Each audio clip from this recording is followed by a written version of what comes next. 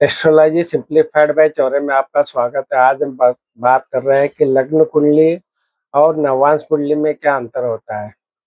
लग्न कुंडली और नवांश कुंडली दोनों वैदिक ज्योतिष में एक महत्वपूर्ण है, लेकिन इनको उपयोग और महत्व में अंतर है। लग्न कुंडली जो है D1 चार्ट भी कहलाता है। व्यक्ति के जीवन की सामान्य रूपरेखा, व्यक्तित्व, शारीरिक बनावट, मानसिक स्थिति, वित्तीय स्थिति, स्वास्थ्य, रिश्ते, करियर, अन्य महत्वपूर्ण पहलुओं को दर्शाती है। यह एक समग्र तस्वीर प्रदान करती है। वही नवांश कुंडली, जिसे D9 चार्ट भी कहा जाता है, व्यक्ति के जीवन के सूक्ष्म पहलुओं, विशेष रूप से विवाह, भाग्य, आध्यात्मिक विकास और घरों की जो शक्ति है को दर्शाती है। यह लग्न कुंडली की एक पूरक कुंडली मानी जाती है और विवाह योग्य आयु के बाद में जीवन को समझने में मदद करती है।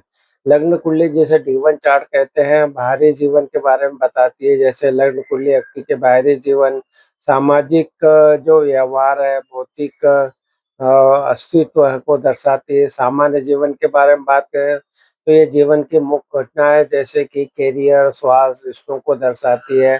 व्यक्तित्व की बात करें तो ये व्यक्ति के स्वभाव, मानसिक स्थिति और शारीरिक बनावट को दर्शाती है। मूलतः बात करें तो ये व्यक्ति के जीवन का आधार है और जिसे अन्य सभी गणनाओं आधारित होती है। नवांश कुंडली D9 जिसको चार्ट कहते हैं, इसके बारे में बात करें तो ये आंतरिक जीवन के बारे में बताती है।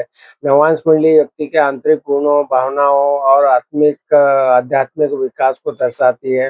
विवाह और भाग्य के बारे में बात करें तो ये विवाह योग और भाग्य, आध्यात्मिक प्रगति आदि के बारे में बताती है। अ, तो इस तरह से देखा कि नवांश कुंडली और लग्न कुंडली दोनों एक दूसरे की पूरक है। जैसे कि उदाहरण के लिए हम बात करें तो लग्न कुंडली में एक ग्रह उच्च स्थिति में है, लेकिन नवांश कुंडली में वही ग्रह नीच राशि में है। तो इसका मतलब है कि व्यक्ति की जो शुरुआती जीवन में कुछ सफलता मिल सकती है, लेकिन बाद के जीवन में उसे कठिनाइयों का सामना करना पड़ सकता है।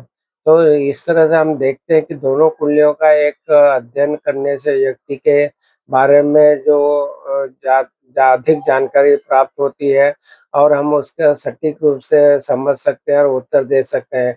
लग्न कुंडली में मुख्य घटनाओं को दर्शाती है और नवांश कुंडली विवाह, भाग्य, आध्यात्मिक विकास और सूक्ष्म पहलुओं का प्रकाश डालती है। तो आज जो हमने चर्चा की कि भाई दोनों कुंडलियों में क्या अंतर है, जिसको हमने बात की है, लग्न कुंडली जिसे D1 चार्ट भी कहते हैं, नवांश कुंडली जिसे D9 चार्ट भी कहते हैं, कि इन दोनों में क्या अंतर है उसके बारे में हमने जानकारी देने का प्रयास किया। लग्न कुंडली और नवांश कुंडली दोनों ही वैदिक ज्योतिष में महत्वपूर्ण योगदान रहता है और उनका उपयोग करते हैं और उनके जो मेन तरह से देखा जाए तो लग्न कुंडली के बारे में, जैसे कि पहले भी बताया हमने, कि ये आपके व्यक्तित्व का शारीरिक बनावट, मानसिक स्थिति, वित्तीय स्थिति, स्वास्थ्य, रिश्ते, करियर आदि जो महत्वपूर्ण विषय है उनकी पूरी जानकारी देता है। जबकि D9 चार्ट के बारे में बात करें तो ये सूक्ष्म पहलुओं को